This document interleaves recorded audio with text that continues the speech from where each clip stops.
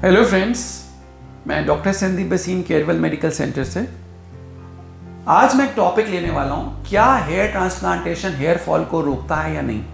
और ये बहुत इंपॉर्टेंट टॉपिक है आप सबके लिए समझने के लिए, क्योंकि बहुत से लोग ट्रांसप्लांट करा लेते हैं और कुछ समय के बाद 2-3 साल के बाद देखते हैं कि हेयर लॉस हो रहा है और बहुत परेशान होते हैं। तो let me tell you, this is a very important thing. इसको समझ लें आप अच्छे से, ये तो बहुत कन्फ्यूजन्स रहती हैं। देखिए, जब हम हेयर ट्रांसप्लांट करते हैं और जो बाल हम पीछे से लेते हैं ऑक्सीपिटल एरिया से, उसको कुछ हद तक लोग मानते हैं कि उसकी लाइफ लंबी है, वो परमानेंट है, उसको परमानेंट डोनर जोन माना जाता है। लेकिन जो अभी स्टडीज़ हमारे सामने आ रही हैं या जिन कॉन्फ्रेंसेस में मैं जा रहा हूँ, उसमें एक चीज़ बार बार आ रही है और वो चीज़ ये है कि जो बाल पीछे से लिए जाते हैं और लगाए जाते हैं, उनकी लाइफ भी परमानेंट नहीं है, वो बाल भी आपके गिर सकते हैं। ये बात बड़े क्लियरली आप समझ लें। अनदर थिंग, मान लो हमने किसी एरिया में आपके जोन में, मान लो फ्रंट में हमने हेयर ट्रांसप्लांट किया, पीछे ट्रांसप्लांट नहीं किया, उसमें आपके नेचुरल बाल हैं अपने, तो वो बाल तो आपके गिर ही सकते हैं क्योंकि वो हार्मोन सेंसिटिव हैं। जो पीछे के बाल हैं ऑक्सीपिटल एरिया के, उनको मानते हैं कि वो हार्मोन सेंसिटिव नहीं है या कम है सेंसिटिव। बट अभी हम देख रहे हैं देयर इज अ कंडीशन जिसको हम बोलते हैं रेट्रोग्रेड एलोपेशिया। रेट्रोग्रेड एलोपेशिया का मतलब है कि पीछे से सर, जो ऑक्सीपिटल एरिया के पीछे से भी, गर्दन से, नेप से भी लोगों के बाल जा रहे हैं और गिर रहे हैं। दैट इज वन कंडीशन जिसको हम रेट्रोग्रेड एलोपेशिया बोलते हैं। तो ये कंडीशन बड़ी कॉमन आती जा रही है, बढ़ती जा रही है। इस केस में ये भी पॉसिबल है कि जो हम पीछे से बाल ले रहे हैं, वो बाल भी आपके समय के साथ गिरने लगें और शेड ऑफ हो जाएं। एक और कंडीशन जो बड़ी पॉपुलर हो रही है और बढ़ रही है, इसको डिफ्यूज एलोपेशिया बोलते हैं।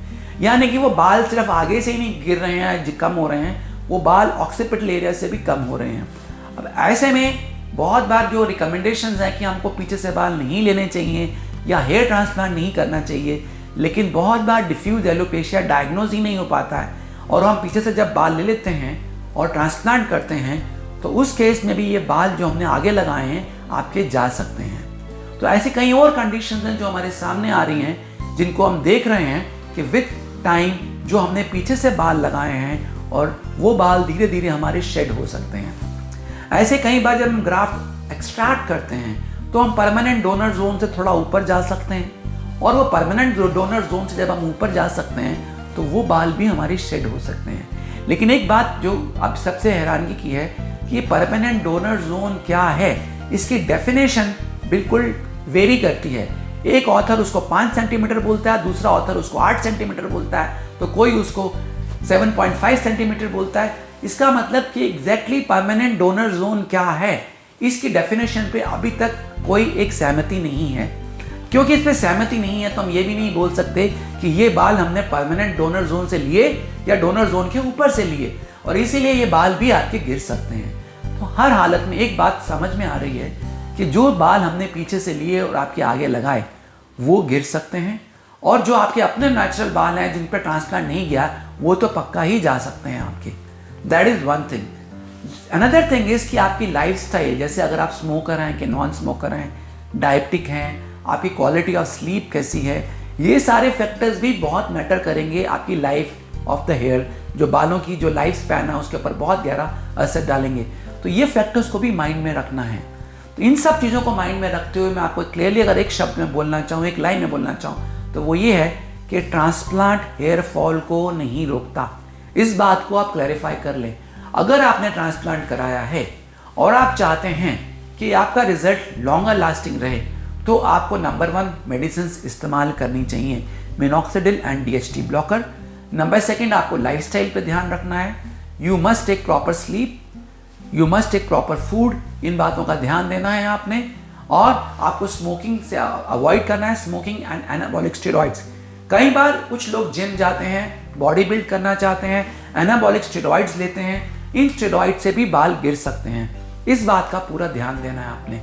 इस बात का अगर आप पूरा ध्यान देते हैं, anabolic steroid and smoking avoid करते हैं, स्लीप एडिक्वेट लेते हैं, प्रॉपर डाइट लेते हैं with green vegetables, lot of proteins, and you take your vitamins, you take your minoxidil and DHT blockers, in long run you can maintain your hair for a much longer time. The only exception is the बाल जो हमने beard से लिए हैं या chest से लिए हैं, अभी तक जो हमारे सामने एविडेंस आ रहा है, बियर्ड और चेस्ट के जो बाल ग्रो कर जाते हैं, बढ़ जाते हैं, उनकी लाइफ कंपैरेटिवली लॉन्गर है as compare to the life of the hair that are taken from the back of the head. So जिसको बॉडी हेयर ट्रांसप्लांट बोलते हैं, बॉडी हेयर ट्रांसप्लांट में एक फायदा भी है और एक नुकसान भी है। फायदा क्या बॉडी हेयर ट्रांसप्लांटेशन का, कि जो बाल आपके टेकअप हो जाएंगे उनकी लाइफ बहुत लंबी है। लेकिन नुकसान क्या है? नंबर 1, बॉडी हेयर ट्रांसप्लांटेशन में बाल कम मिलते हैं, क्वालिटी अच्छी नहीं होती है उन ग्राफ्ट्स की, और दूसरी बात वो सर्वाइवल कम होता है ग्राफ्ट्स का उनका। अगर आप 100 ग्राफ्ट निकाल रहे हैं तो 40% ग्राफ्ट ही सर्वाइव करेंगे या ग्रो करेंगे as compare to body hair transplant, जिसमें 70 से 80% तक ग्राफ्ट ग्रो करते हैं और सर्वाइव करते हैं। तो ये दोनों में एक बड़ा डिफरेंस है दोनों के अंदर। लेकिन बॉडी हेयर का फायदा ये है कि जो ग्राफ्ट ग्रो कर जाते हैं, सर्वाइव कर जाते हैं, उनकी लाइफ काफ़ी लंबी होती है as compare to the graft that have been taken from the occipital area. तो ये थोड़ी सी बातें हैं जो माइंड में रखनी ज़रूरी होती हैं। And in the end I will just tell you कि अगर आप हेयर ट्रांसप्लांट करवा रहे हैं या करवा चुके हैं तो आप ध्यान दें, इसको मेंटेन करें कि ऐसा ना हो कि ट्रांसप्लांट करने के कुछ सालों के बाद आपके रिजल्ट्स कम हो जाएं। इसलिए हर चीज़ का प्रिकॉशन रखें ताकि आपके रिजल्ट्स लंबे समय तक बने रहें and you remain happy and healthy and you enjoy long here for a long time. Thank you friends, I am Dr. Sandeep Basing from Carewell Medical Center.